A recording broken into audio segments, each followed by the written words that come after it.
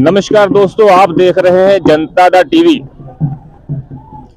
और हम लोग हैं ट्रांजिट कैंप के फुटबॉल मैदान में।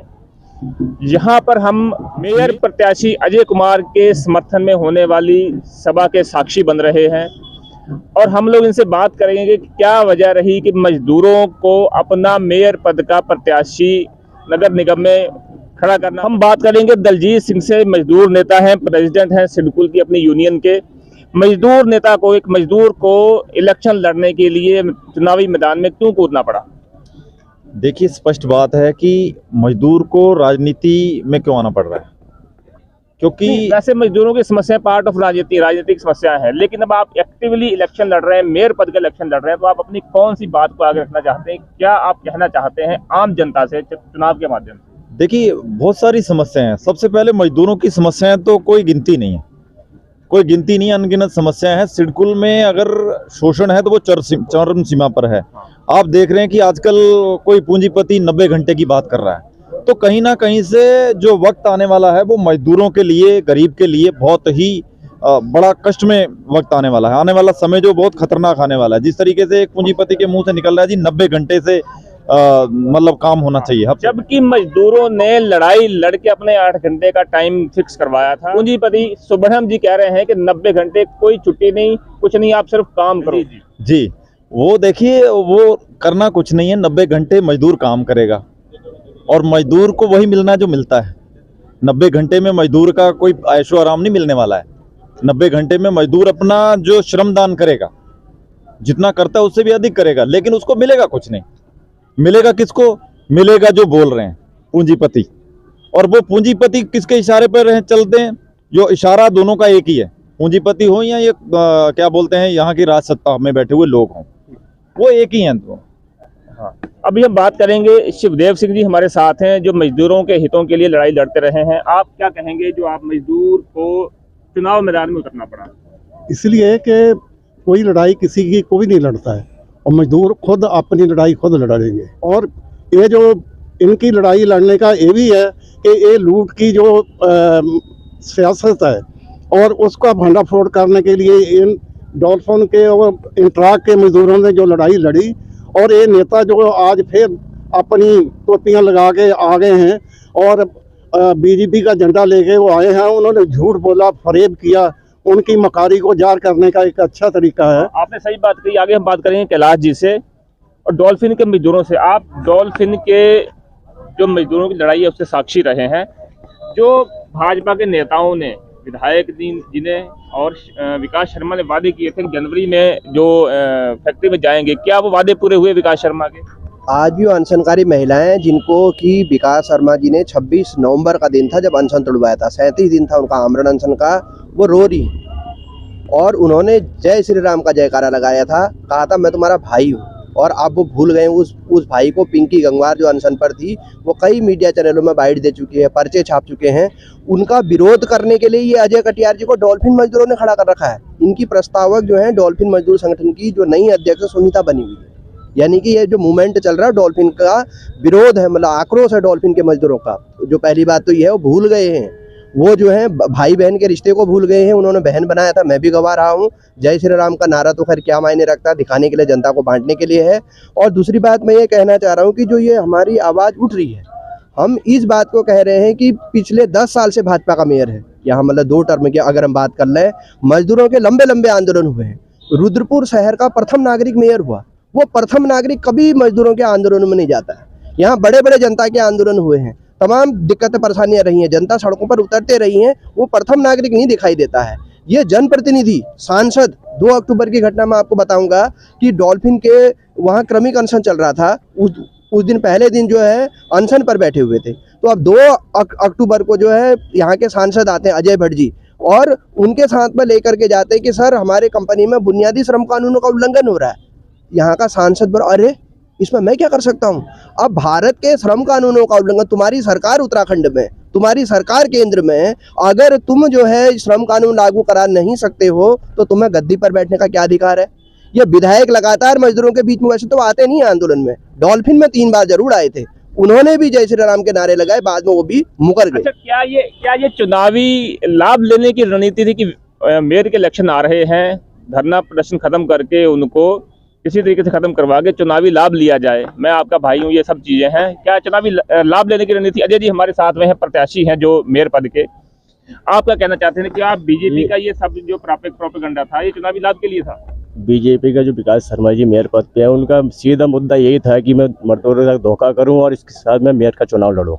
सबसे बड़ा अब ये मुद्दा कभी मजदूर नहीं बोलेगा, जिंदगी भर नहीं बोलेगा। जो उन्होंने धोखा दिया है विकास शर्मा जी ने, कभी मजदूर इस चीज़ को नहीं भूल पाएगा। बाकी विधायक भी रहे हैं 12 साल से, मेयर भी 12 साल से रहे, क्या किया मजदूरों के लिए आज तक? नजूल का मुद्दा यहाँ पे एक बड़ा मुद्दा है। लगभग कैलकुलेशन थी कि 20-22 हजार परिवार, मतलब हजारों की संख्या में परिवार इससे प्रभावित हो रहे हैं। नजूल के मुद्दे पे आप क्या कहना चाहते हैं? कोई 12 साल से बीजेपी की सरकार रही, यहाँ चल रहा है, आज तक निजूल और सीलिंग की जमीन पे क्या मुद्दा उठाया? आज तक कोई काम नहीं हुआ इस पर। हमेशा ये बोलते ही मालिकाना हक दिलाएंगे, कब दिलाएंगे? आपकी सरकार है, सत्ता में आपकी सरकार, रुद्रपुर में आपकी सरकार, मेयर आपका है, अगर निजूल का मुद्दा कब खत्म होगा यहाँ? तो ये जनता को मैं बोलना चाहता हूँ, एक बार सहयोग करें, हमारा सेवा का मौका दें और ये मुद्दा बहुत जल्दी खत्म होगा। आप सब लोग यहाँ रहने वाले यहीं के, मतलब रह पे कमरे वगैरह लेके रह रहे हैं। अभी नेक्स्ट मुद्दा है स्मार्ट मीटर का। मोबाइल फोन में 2 तरह के कनेक्शन आते हैं, पोस्टपेड जो आमतौर पे बड़ी सैलरी वाले या इंडस्ट्रियल यूज करते हैं। हम आम लोग जो हैं, हम लोग प्रीपेड यूज करते हैं, जितना पैसा उतना डलवा लिया, काम चल गया, 2-4 दिन कट भी गया, कोई बात नहीं। वही बिजली के बिल में होने वाला है। स्मार्ट प्रीपेड मीटर आ रहे हैं, आप एडवांस में रिचार्ज करेंगे तब वह बिजली चालू होगी। हालांकि भाजपा के नेताओं ने ये कहा कि हम अपने सामने ये नहीं लगने देंगे, लेकिन क्या ये मुद्दा बड़ा मुद्दा है और क्या भाजपा के विकास शर्मा और शिवड़ा इस मुद्दे पे कायम रह पाएंगे, इस वादे पे कायम रह पाएंगे? आप कुछ बोलेंगे, क्या कायम रह पाएंगे वो लोग? बिल्कुल नहीं रह पाएंगे सर। यदि उनको ये करना होता तो यहाँ पर मुद्दा बना के चलते हैं, हम मीटर नहीं लगने देंगे। उन्होंने मीटर लगाना है और मजदूर जनता को कुचलना है। जिस प्रकार आप मोबाइल में देखिए रिचार्ज कितने का था और आज बढ़ के कितना हो गया, सेम कंडीशन उसमें भी होनी है। ये दुर्भाग्य हमारा, हम उत्तराखंड में पैदा हुए हैं, मैं उत्तराखंड का मूल हूँ और सबसे ज़्यादा यहाँ पर बिजली उत्पादन होता है और सबसे ज़्यादा महंगी बिजली यहाँ बिक रही है। हाँ, ये बहुत बढ़िया बात कही भाई साहब ने, सबसे ज्यादा बिजली का उत्पादन यहाँ पे होता है, लेकिन क्या वो बिजली यहाँ आम जनता के काम आ पा रही है? जी बताइए। ये बिल्कुल यहाँ के जनता के काम नहीं आ रही है। दिल्ली में बिजली सस्ती है, हिमाचल में सस्ती है, आप कहीं भी जाइए जहाँ यहाँ की बिजली सप्लाई की जाती है, पर यहाँ पर बिजली महंगी है। यहाँ के नेता खाली जुमलाबाजी करने में, चाहे वो नजूल का मामला हो या मजदूरों का मामला हो, एक डॉल्फिन और इंट्राज का मामला नहीं है, सैकड़ों ऐसी कंपनियों का मामला यहाँ पर अटका हुआ है, जिनके लिए हमारे नेता लोग, हमारे भाई लोग हमेशा रहे। यहाँ का कोई जनप्रतिनिधि ने आज तक कोई सवाल नहीं उठाया, ना कोई सवाल किया, खाली जुमलेबाजी चल रही है। हम रुद्रपुर को चंडीगढ़ बना देंगे, हमने पहले भी कहा, कोई माई का लाल नहीं, रुद्रपुर को चंडीगढ़ बना दे। ये खाली जुमलेबाजी हो रही है, लोगों को बहकावा जा रहा है। उन्होंने सोचा हम राजनीतिक लाभ लेंगे, उनको लाभ मिलने वाला नहीं है। आप वो कुछ भी कोशिश करना, उनको लाभ नहीं मिलेगा, उनको यहाँ पर मुंह की खानी पड़ेगी। दोस्तों, हम लोग थे यहाँ पे ट्रांजिट कैंप पे गांधी फुटबॉल मैदान में।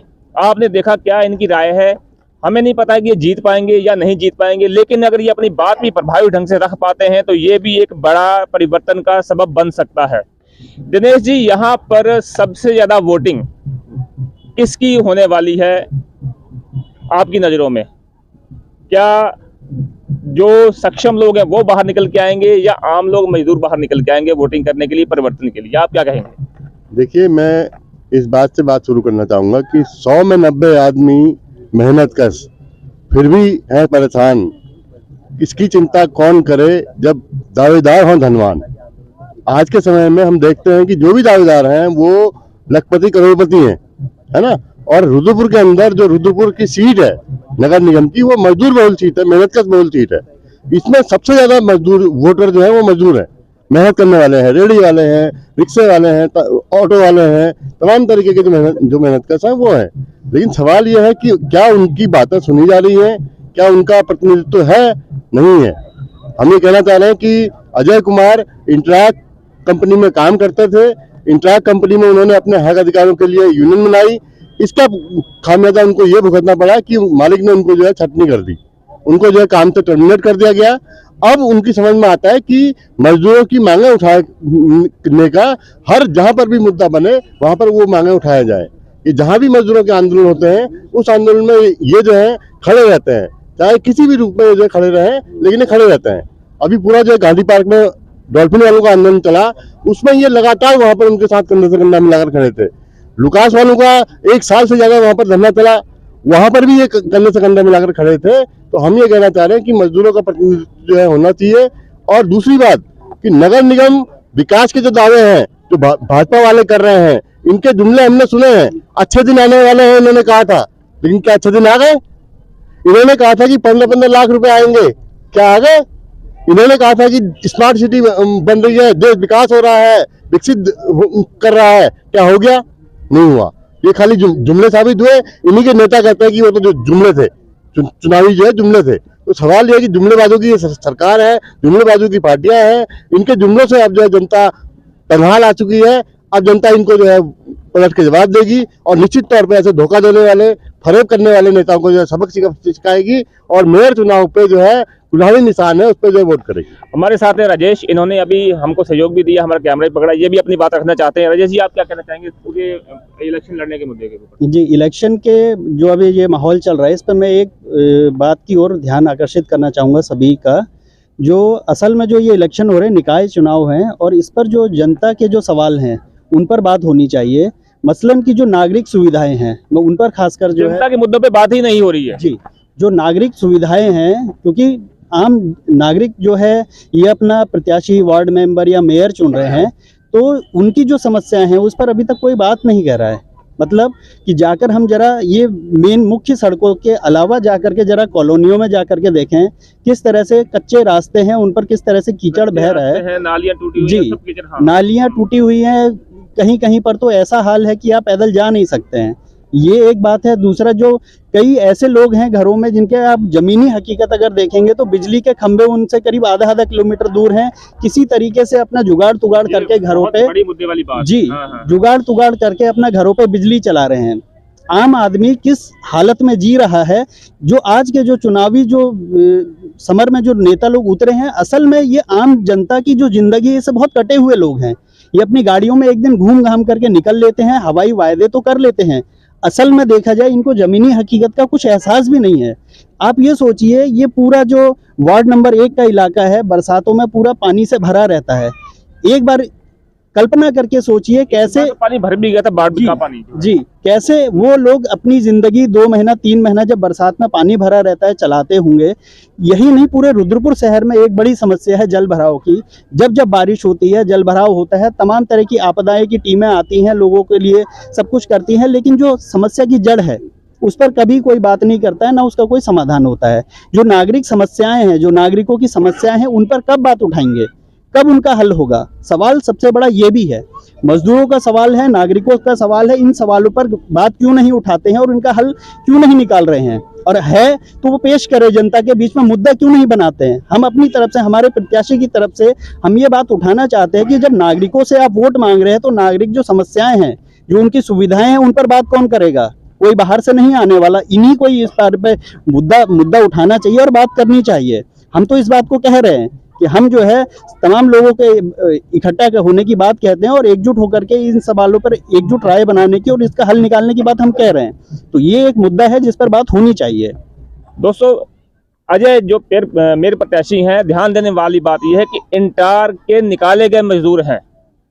ये बहुत बड़ी बात है कि अभी किसी उस पर नहीं है, ये इनको निकाल लिया गया, फिर भी ये एक्टिव रहे, मजदूरों के बीच में एक्टिव रहे। आप जनता से क्या अपील करना चाहेंगे? जनता से ये अपील करते हैं कि आप आम जनता जो मजदूरों के साथ देगी, अब आम जनता जो गरीब ये है, बीजेपी के मेयर हैं, इनका अभी देख रहे हैं वीडियो, 2 वीडियो वायरल हुए प्रीपेड मीटर के लिए।